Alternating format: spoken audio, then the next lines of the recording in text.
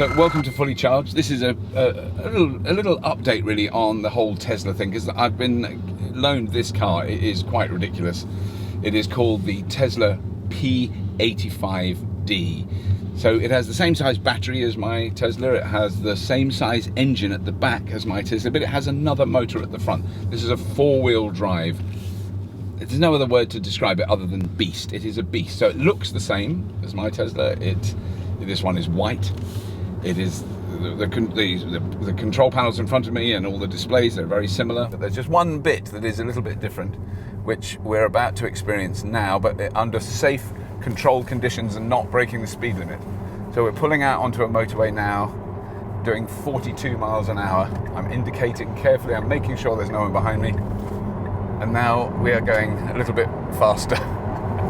So it is, I think the best word to describe it is coruscatingly, brutally fast in its 0 to lose your license. It is very, very quick. It has an enormous amount of acceleration from a standing start, which I didn't do then, but I have recorded that moment previously because it was really, really unpleasant, as you will see. Okay, so this is going to be the first time I try insane mode. I'm just checking. I actually don't want to do this. Yes, it's set to insane. Steering mode is on sport, creep is off, regenerative braking is at standard, range mode is off, so everything is there ready to go. I've driven the car a mile and the initial feeling is it's pretty much the same as the 85 that I drive anyway, but I just point the throttle a tiny bit for one moment. So now I'm stationary on a very straight road. Oh! Ah! I can't do it. Hell. Oh! Oh! Jesus. I couldn't do it. It's insane. What? Because I have seen videos of people doing this. It really frightens you. It really is. It's frightening. It's not like a little bit more powerful, a sudden. It's a fairground. I hate fairground rides. Jesus Christ, that is lethal. I want to drive like this, not like that. It's actually not as bad when you're already moving, but it hurts your chest. That is just, I'm sorry for all the expletives, that is so brutally terrifying. I couldn't do it. I can't believe it, that I actually chickened out, but I don't blame myself actually. It really is disturbing. I think I could do it a second time. I'll have another go. But it's so frightening, you can't see, I couldn't see where I was going. I couldn't see what was going on. My vision went. And I'm being serious about this. I could not see the road. It went blurred. This is terrifying. I mean, there is a side of me that thinks we shouldn't let people have this bloody car. It's devastatingly fast. I mean, that is bloody horrific. It makes anything with an internal combustion engine just seem paltry. Pathetic, old school. Okay, I'll try it again. Now, this is on a wet road as well. I'm feeling dizzy. Why gonna be sick? Honestly, your inner ear is up with this thing. I'm sweating like a pig. Honestly, I feel actually sick. I feel nauseous. 35 is a sensible speed. It's got to be on a par with being fired off the deck of an aircraft carrier, you know, by one of those steam catapults. And you don't want to do it when you're like just driving normally, because it's just horrifying. That is the gradual general increase. I must admit, what this tells me now is I have really genuinely no regrets getting the 85. The 85 is fast. It's as fast as a big Jag, as fast as a big Mercedes. It goes quickly. It accelerates fast in a nice, gentle way. This is horrible. This is bloody terrifying. But here's the thing, so when I got my Tesla, a lot of people said, you know, on Twitter, there was loads of messages, and on Google Plus and on Facebook, why didn't you get the P85D? I mean, there's two very good reasons. One is it's not out yet. This, as you can see, is a left-hand drive. This is registered in Holland. So it's not, I'd have had to wait much longer to get it. That's the primary reason. That's the secondary reason. The primary reason is it's extremely expensive. So this particular model I'm driving, if you were going to buy this, would cost you around about £100,000. And that's a lot to do with the wheels. The base model of the P85D is about 75,000 quid.